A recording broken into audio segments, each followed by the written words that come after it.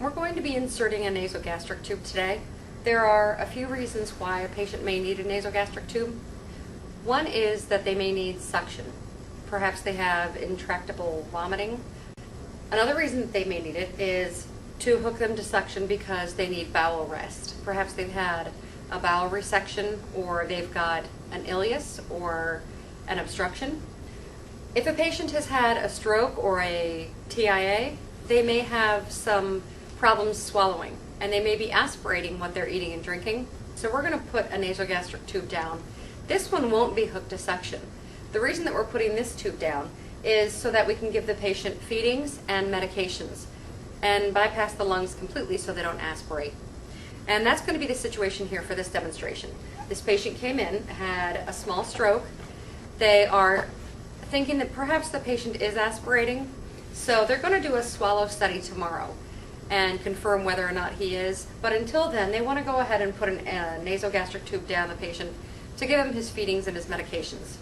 Okay, the supplies that you're going to need: your emesis basin, a pair of clean gloves, a drape to put down across your patient's chest so that we can protect his gown in case he does get nauseous and gag or vomit, a measuring tape to measure after the tube has been inserted, tape, lubricating jelly, an alcohol wipe, our nasogastric tube, a safety pin, a cap to go on the end of our tube, a cup of water or a cup of ice, and a straw. Your stethoscope needs some litmus paper. And you're also going to need a pen light. The other items that you're going to need are your isolation gown and a face mask that offers protection for your mouth and your eyes. You have to have an order for insertion of a NG tube. So you've checked your order, you make sure you have it, and you also made sure it made sense for your patient. You come into your patient's room and you introduce yourself. Hi, my name is Becky and I'm going to be your nurse today. Could I take a look at your armband? Could you tell me your name and date of birth? And he does, and it matches exactly with this armband. Do you have any allergies? No? Okay. Your physician has ordered for you to have a nasogastric tube. It's going to enable us to give you feedings and medications without risk of breathing it into your lungs. It's a fairly quick procedure. It may be a little bit uncomfortable. You may gag. I'm going to have an emesis basin for you in case you do. And we're going to work together. We're going to get this done very, very quickly. I'm going to position my patient in high Fowler's or 90 degrees because if he does gag or vomit, I don't want him to breathe that in. And I'm going to raise the bed to a comfortable working height for myself. Put down the side rail. Now I need to assess my patient's nares and see which one may be more patent. Okay, the right side looks more patent. I am going to ask my patient if he's got a deviated septum, if he has ever had nasal surgeries, or if he's ever broken his nose. He tells me he has not. I also wanted to make sure and assess my patient for contraindications, and those include gastric bypass, lap banding, any problems with their liver. That includes alcoholism or bleeding disorders. If I were to nick something on the way in, they'd be at increased risk to bleed. Esophageal varices are another contraindication because if we were to nick those, that could cause the patient to bleed as well. Take out my alcohol prep and I'm going to clean my table on the top and on the side. This is where I'm going to put my tape. I want one piece to be about 3 inches long. I'm going to tear it right down the center, leaving a little bit untorn. We call this pants because it kind of looks like a pair of pants. That's the piece that's going to attach it to his nose. And if my patient's skin is very oily, I can use a alcohol prep and clean that area. I need a piece that's about 1.5 inches long and one more that's about that long. Open up my nasogastric tube packaging. Take my lubricating jelly, open that up, put it on my wrapper, take my tube and open up my cap and put the cap in the end. This is a vent. You don't want to put the cap in the vent. You want to put it here at the end of the clear tube. That's the NG tube itself. Measure using the tube, not my tape measure, to measure from the tip of the nose to the tip of the earlobe. I'm going to lower your gown, okay? Of course, you've provided privacy for this. To the tip of the xiphoid process. I'm going to hold on to that and I'm going to mark it with a piece of tape. That should be the level of the stomach. When I get to this tape, I'll stop inserting. I've donned my personal protective equipment. I'm not going to put on the face mask because it's too difficult for you to hear me on the video. You're going to put your gloves on over your gown. If your patient's not allowed to have something to drink, you could use ice chips if that's allowed. And if that's not allowed, then you could just ask them to swallow. I've handed the patient the cup, and what's going to happen is that I'm going to begin inserting the tube. And at a certain point, I'm going to ask you to put your chin to your chest and swallow, swallow, swallow. Your swallowing will help facilitate that tube right down into your stomach.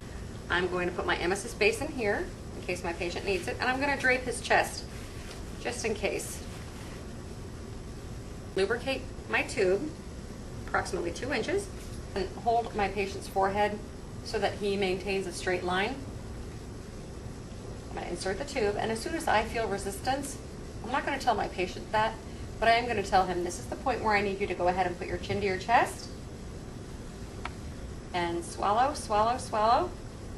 I continue to push this in. He's swallowing. If he at any time starts to cough or needs to take a breath, pause, because I don't want to continue to advance the tube. It would go into his lungs potentially. Give him a chance to recover. Okay, you ready? And swallow, swallow, swallow. And I'm going to go all the way until I meet my tape. And I've met my tape. Now, I don't want to let this go. I'm going to hold it down here to get the piece of tape that will secure it to his nose. The top part, I'm going to put on the bridge of the nose. I'm going to take one piece and stick it over here on his cheek so it's out of my way. And keeping the tube straight coming out of the nose, I don't want to have it high up. It can cause a lot of irritation to that nair. Wrap my tape just around the bottom of the tube. I'm not going to bring it back up to his nose. Now I'm going to get my second piece and just wrap that around the tube itself. And then I want to make sure that the tape is not occluding his nostril. Before we can access this tube or use it for any purpose, we need to verify placement, verify that it's in the stomach. You're going to check and see what the policy is for verifying placement at that institution. For some institutions, it's checking air bolus and let our patient know that we're going to lower their gown. We're going to listen with our stethoscope approximately 3 inches below the xiphoid process and a little bit to the left. That's the epigastric region. Move this drape over here, just in case something were to come out of this tube. Anytime I take this cap off, I must clamp this tubing, and that just means pinching it. I'm going to take off the cap, pull my plunger back to the 30, put it right into the top of the tube. I'm going to set that down for a minute so I can get my stethoscope on. I'm going to place the diaphragm over the epigastric region and then quickly push the plunger in. And I heard the whoosh. Kink my tubing to take off my piston syringe, and I'll replace the cap.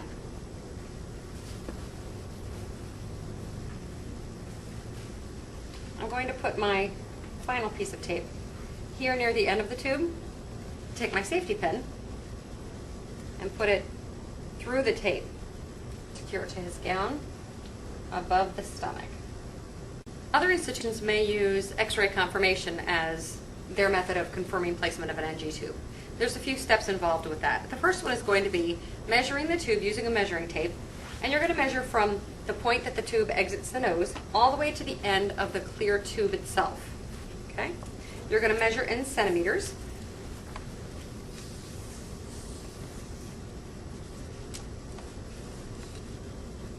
All the way to the end of the clear tube, and that's 95 centimeters. Secure the tube itself to the patient's gown. Send the patient down for X-ray. When the patient returns from X-ray, remeasure the tube just to make sure that it didn't move while he was being transported.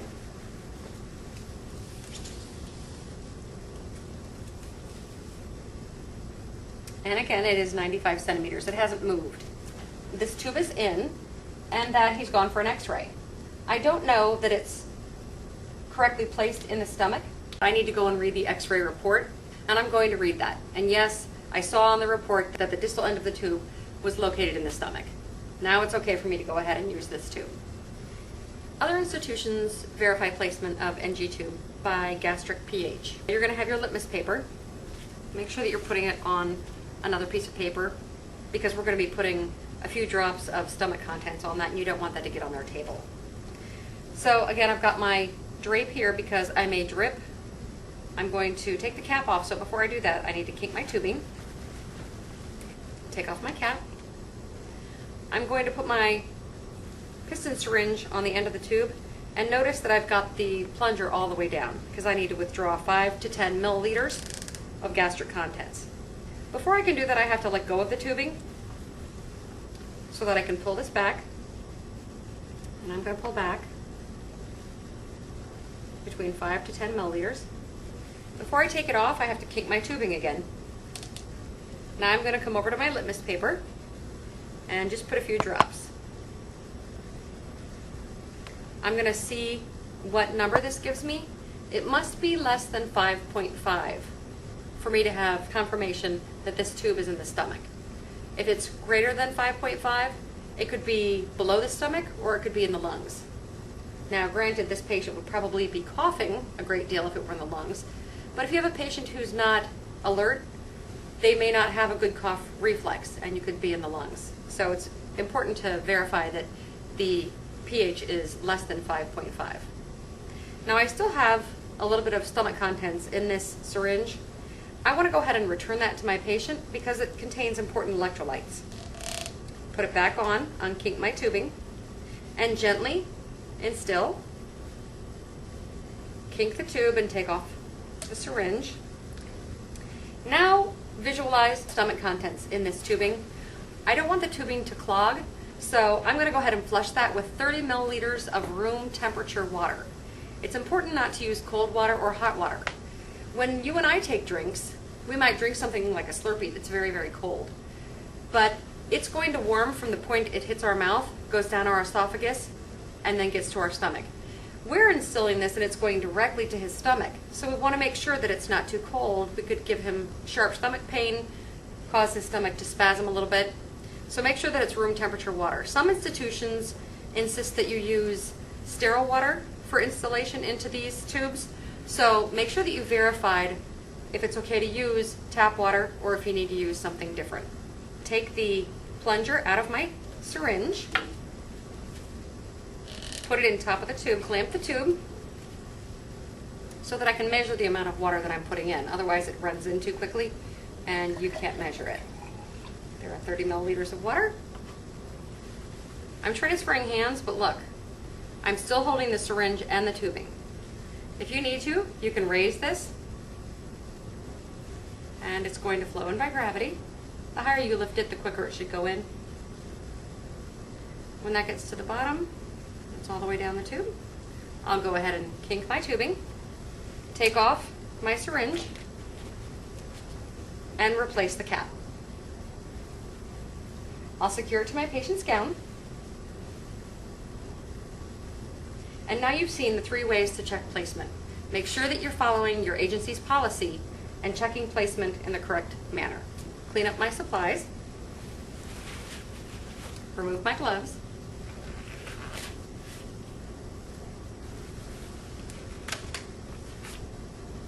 I'll remove my PPE,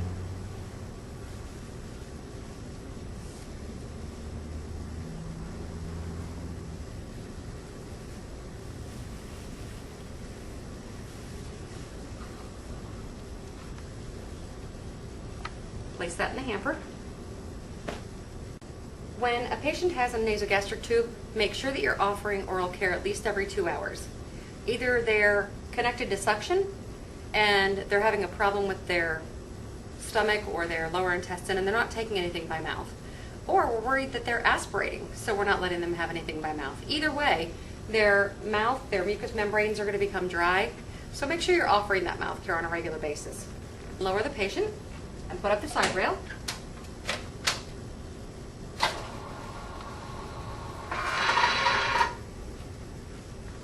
My final steps are to wash my hands and document the procedure.